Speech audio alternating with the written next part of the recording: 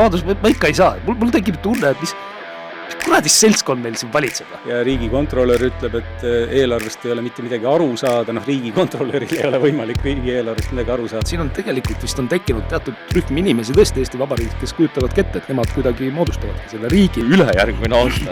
Seal tuleb juba selline õnn nagu selles valguskoordi filmis, et kõik politrukid on kõik seal seisavad kuskil poodiumil ja vaatavad, kuidas rahvas sööb singikuhjade ümber torti ja sinki ja tantsib ja teeb mingit ringmängu. Raha on, eks ole. Seda meeleolu ei olnud, mul oli pigem nagu vastupidi, et rahval raha ei ole, te olete kõik maksudega ära võtnud. Patsient oli koomas, aga siis tuli kerge selline tipp, eks ole. Ja siis vaatasid, ja siis tõmmati see paar kuud või kuu aega hiljem, tõmmati see kõik maha.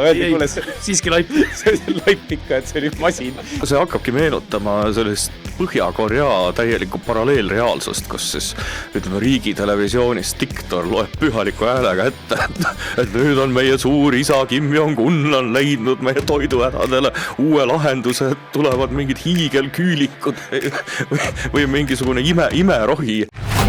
Käes on portaali Vabadused jõulukampaania. Just tänu sinu panusele saame luua sisukaid analüüse, podcaste ja intervjuusid. Tutvu meie tegemistega ja toeta meid vabadused.ee/toeta.